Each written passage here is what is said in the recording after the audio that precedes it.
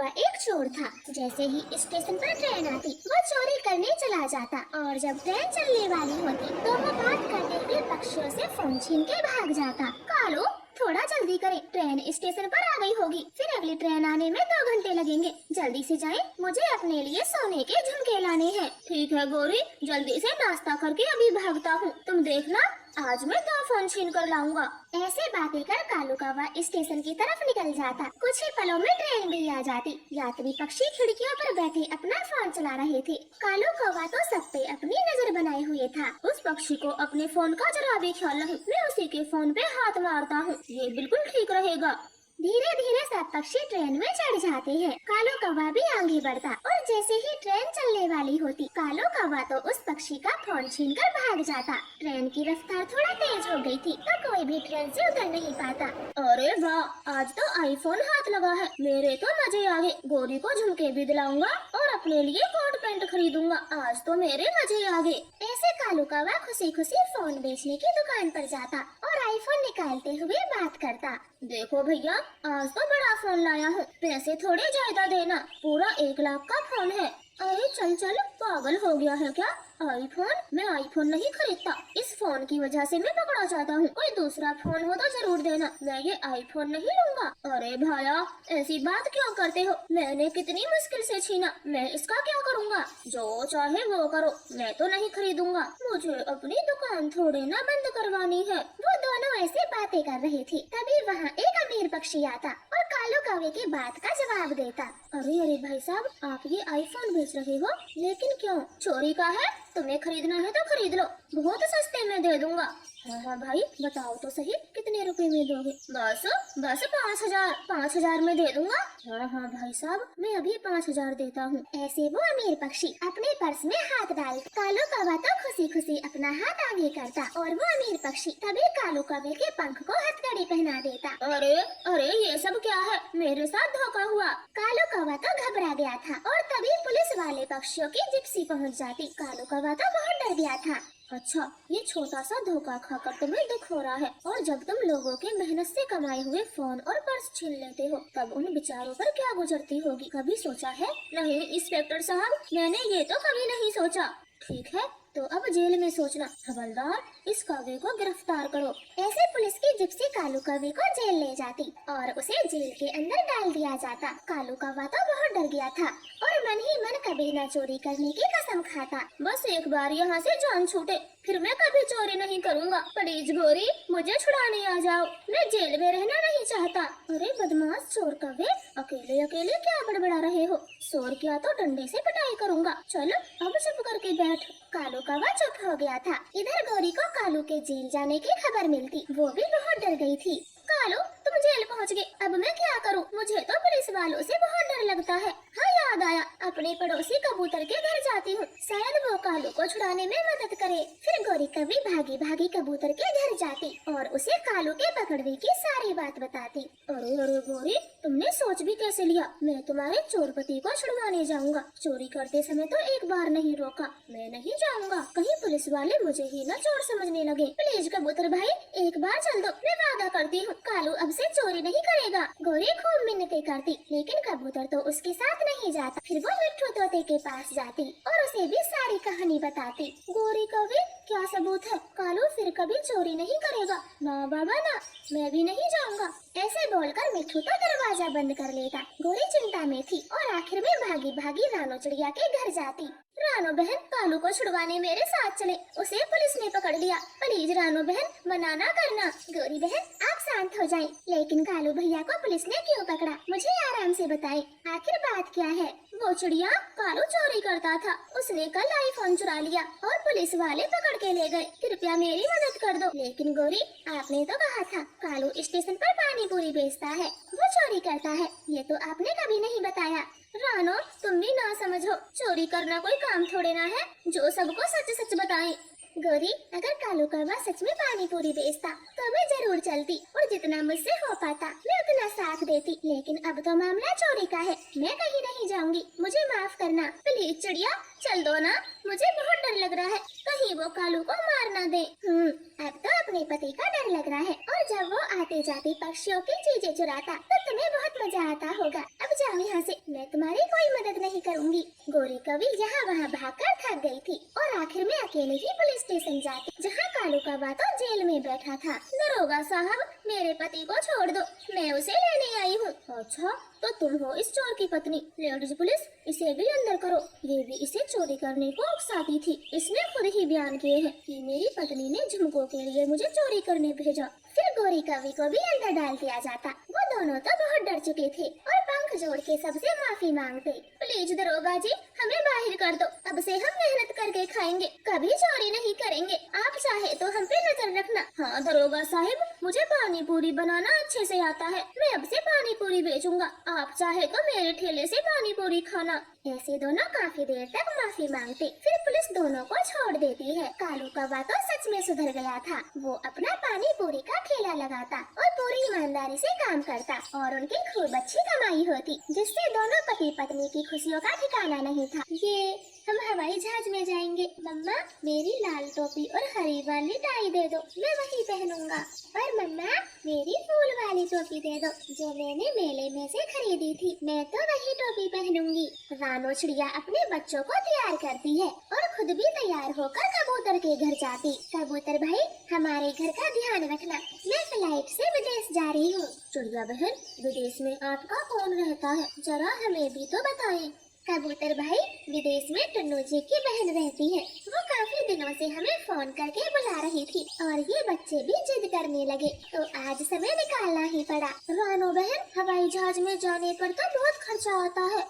हाँ मिट्ठू भाई, लेकिन सारा खर्चा टुन्नू जी की बहन उठा रही है, उन्होंने ही हमारी टिकट बुक की है। मम्मा, अब चलो भी, वरना हवाई जहाज चला जाएगा और हम सब यहीं रह जाएंगे। कबूतर मिट्ठू भाई, मेरे घर का ध्यान रखना, मैं 1 महीने में आऊंगी, अब चलती हूँ। ऐसे रानो चिड़िया एयरपोर्ट की तरफ निकल जाती है और कुछ ही देर में एयरपोर्ट पहुँच जाती है। वहाँ सब अमीर पक्षी थे। मम्मा वो देखो, हमारा हवाई जहाज आ गया, हम जल्दी से चल के अपनी सीट ढूंढते हैं, वरना हमें खड़े होकर जाना पड़ेगा। आप जल्दी चलो। नहीं गुड़िया कुकू, हवाई जहाज की सीटें टिकट के साथ बुक हो जाती है और अनाउंसमेंट होने पर हमें जहाज के भीतर जाना होगा, तुम इसकी चिंता मत करो। समझ आया गुड़िया, तुम तो बेवकूफ ही रहोगी, मुझे तो पहले से पता था। अब ज्यादा मत बनो, मम्मा के बताने से पता चला होगा और अब होशियार बन रहे हो, चुप भी हो जाओ। ऐसे दोनों बच्चे बातें कर रहे थे, तभी अनाउंसमेंट होती है और सब यात्री पक्षी जहाज में चले जाते हैं। मैम, आप अपनी सीट पर बैठे, ऐसे बीच में न खड़े हो। फिर रानो चिड़िया अपने बच्चों के साथ सीट पर बैठ जाती है। रानो तो अपनी जिंदगी में पहली बार हवाई जहाज में बैठी थी, उसकी साइड वाली सीट पर 2 खड़ूस कौवे बैठे थे। कालू, हवाई जहाज में सब अमीर पक्षी होते हैं और अंग्रेजी बोलते हैं, तो इसलिए मैं तुमसे इंग्लिश में बात करूंगी। लेकिन गोरी, तुमने इंग्लिश कब सीखी? कालू, मैंने कोई इंग्लिश नहीं सीखी और इंग्लिश बोलने में है ही क्या, मैं बोल दूंगी, बस तुम बीच में न टोकना। फिर गोरी कौवी अपना चश्मा निकालती है और चिड़िया को सुनाते हुए जोर से बोलती है, कालू, जरा मेरा चश्मा साफ करना, इसमें धूल घुस गई है। हाँ गोरी, अभी करता हूँ। वही बेवकूफ कालू, मैंने क्या कहा था, हमें अंग्रेजी में बात करनी होगी। सामने ये गंवार चिड़िया बैठी है, इस पे अपना रौब जमाएंगे। हाँ हाँ गौरी, अभी करता हूँ, बस 2 मिनट रुको। मम्मा देखो, ये कौवे कैसे बातें करते हैं, जैसे हम कुछ जानते ही नहीं। चुप गुड़िया कुकू, किसी के बारे में कुछ नहीं बोलना, ये हमारे गांव की बस नहीं बल्कि हवाई जहाज है, पक्षी बुरा मान जाएंगे। कालू, मुझे भूख लगी है, ये एयर होस्टेज खवाएगी, मुझे खाना खाना है। पत्नी जी, बस आती होगी, तुम थोड़ी देर रुको। बच्चों, आपको भूख लगी होगी। हाँ मम्मा, मुझे भूख लगी है। फिर मम्मा चिड़िया अपने पर्स से गुड़िया के लिए पराठे निकालती। ये देखकर गौरी कालू तो खूब हंसते। कालू, जरा देखो इस गंवार चिड़िया को, अपने गांव की ट्रेन की तरह पराठे बांध कर लाई है। अब इस पागल को कौन समझाए, यहाँ खाना एयर होस्टेज लाती है। हाँ गौरी, सही कहा, बेचारी पहली बार हवाई जहाज में बैठी होगी। मम्मा, मैंने आपसे कहा था एरोप्लेन में खाना बना बनाया मिलता है, लेकिन आपने मेरी एक नहीं सुनी। ठीक है बेटा, आप वो खा लेना, पराठे मैं खा लूंगी। ओहो मम्मा, आपके लिए भी खाना मिलेगा, आप पराठे बैग में रख ले। गौरी, 1 नंबर की गंवार चिड़िया है, एरोप्लेन में कहाँ से आ गई? कहो, पूरी 3 टिकट लेके आई हूँ। गवार हो तो मैं फ्री में नहीं बैठी। हाँ, तो आई होगी पाई पाई जोड़कर हवाई जहाज की सैर करने। कोई रिश्तेदार तो तेरा होगा नहीं जिसके घर जा रही होगी। कवि जी, मेरी ननद विदेश में रहती है, मैं उनके घर जा रही हूँ। मुझे फालतू पैसे खर्च करने का कोई शौक नहीं। कालू, इसकी ननद विदेश में, मुझे तो सोच सोच कर ही हंसी आती है। आंटी जी, आप तो इंग्लिश बोल रही थी, अब क्या हुआ?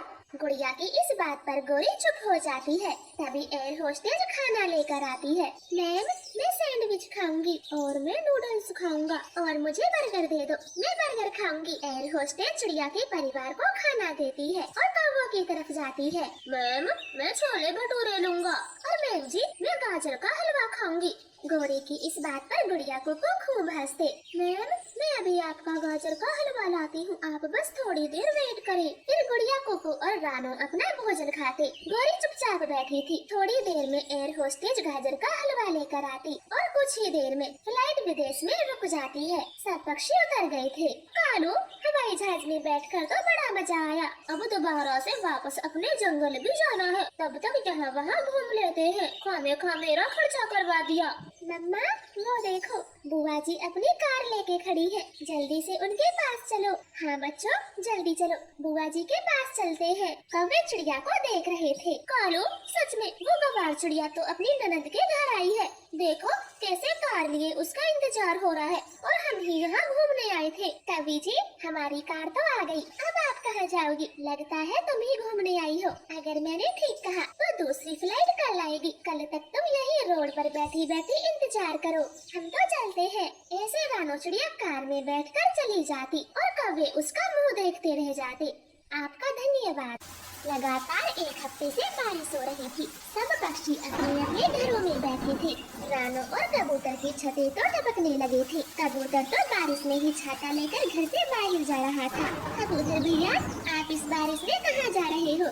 रानो, मेरे घर की छत टपकने लगी है तो उसी से बचने के लिए पन्नी खरीदने जा रहा हूँ। कल रात को चैन से सो भी नहीं पाया, पूरी रात बारिश हुई और लगातार पानी टपका।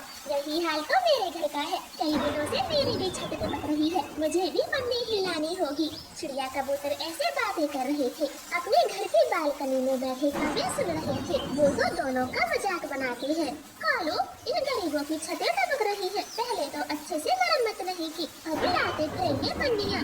गोरी, ये बारिश ही इतनी खतरनाक है तो घरों का क्या दोष? हाँ गोरी बहन, पूरे 1 हफ्ते से ज्यादा हो गया, बारिश एक पल भी नहीं रुकी तो पानी कब तक न छतों में बैठे। हमारी छत को तो कुछ नहीं हुआ, शायद गोरी इन्हीं के घर पे बारिश हो रही है। अपनी गलती तो ये कभी नहीं मानते। जाओ जाओ, तुम पन्नियाँ ही लाओ। ऐसे कालू गोरी अपने घर में घुस जाती है। कबूतर को तो बुरा लगता है। कबूतर भैया, हमें इन कौवों की बात पर ध्यान नहीं देना चाहिए, चलो हम अपने घरों के लिए पन्नी लाते हैं। ऐसे वो दोनों चले जाते हैं और अपने अपने घरों को पन्नियों से ढक देते हैं। मम्मा, ये पानी तो अभी भी नहीं रुका, देखिए बिल्कुल वैसे ही टपक रहा है। गुड़िया बेटी, जो पानी छत में भर चुका है वो तो कुछ देर टपकेगा ही, आप ये पानी बाहर फेंक दे।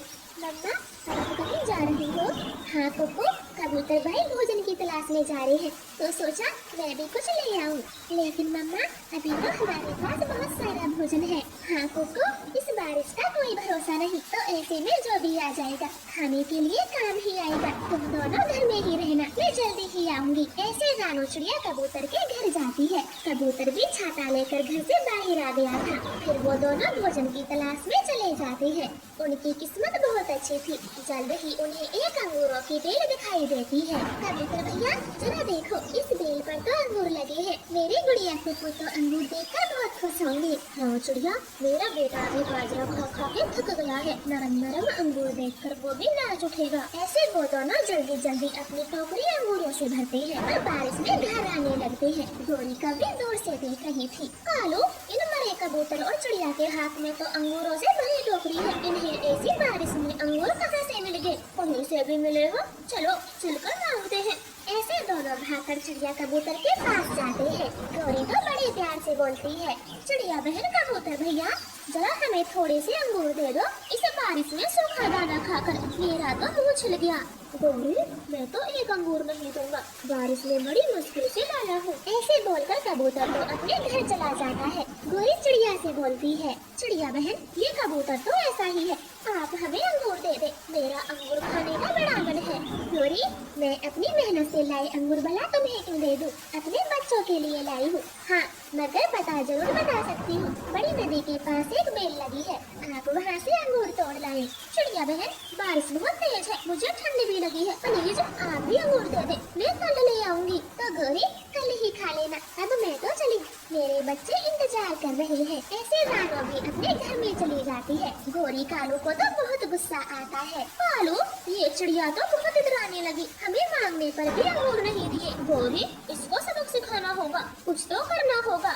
ऐसे दोनों गुस्से में अपने घर चले जाते हैं और चिड़िया को सताने की योजना बनाते हैं।